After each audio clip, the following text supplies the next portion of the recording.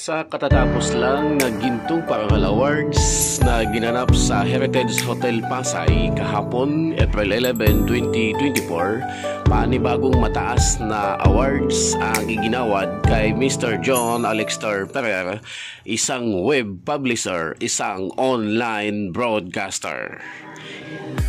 Ginawad sa kanya ang Most Outstanding Media Personnel and Empowered Humanitarian Advocate Hero of the Year. Matatandaan kabayan na si Mr. John Alexter Ferrer ay isang multi-awarded na media man dahil sa kanyang mga ginagawang pagtulong sa mga nangangailangan. Ipinagtanggol niya ang mga inaabuso sa bayan, kaya sunod-sunod na mga awards ang natanggap ng isang media man na si Mr. John Alexter Ferrer.